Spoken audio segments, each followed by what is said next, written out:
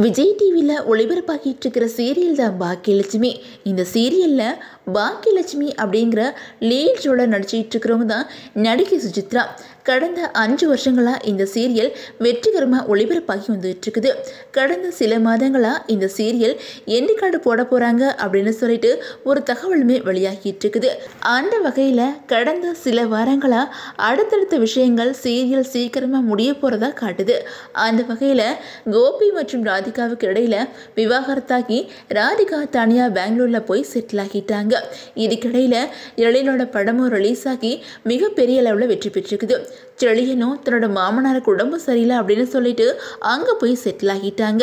இதுக்கிடையில் இனியாவுக்கும் செல்வியோட மகனுக்கும் இடையில காதல் ஏற்படுறதா சீரியலில் அடுத்தடுத்த எபிசோட் வந்துகிட்டு இருக்குது.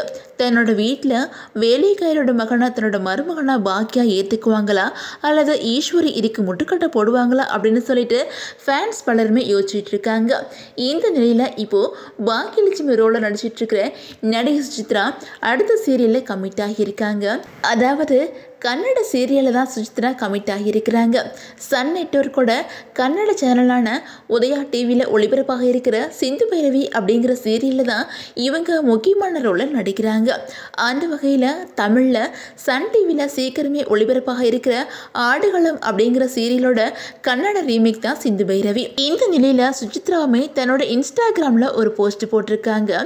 அதில் அவங்க என்ன சொல்லியிருக்காங்க அப்படின்னா, நம்ம வாழ்க்கையில் ஏற்படுற கஷ்டங்களை அழிக்கிறதுக்கு யாருமே வரப்போறதில்ல, அதுக்கு பதிலாக நம்மளோட மறைஞ்சிருக்கிற திறனை உணர உதவுறதுக்கு வர்றதுதான் கடவுளோட நாள் அப்படின்னு சொல்லியிருக்கிறாங்க. இந்த நிலையில் புது சீரியலில் கமிட் ஆனதான் சுசித்ரா இப்படி சொல்லியிருக்காங்களா அப்படின்னு சொல்லிட்டு பலருமே இவங்களுக்கு வாழ்த்துக்கள் சொல்லி வந்துக்கிட்டு இருக்கிறாங்க.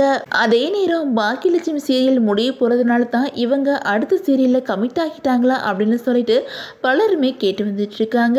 அது மட்டும் இல்லாமல் பாக்கியலட்சுமி சீரியலை நாங்கள் ரொம்ப மிஸ் பண்ணுறோம் அப்படின்னு சொல்லி வந்துட்டு இருக்கிறாங்க.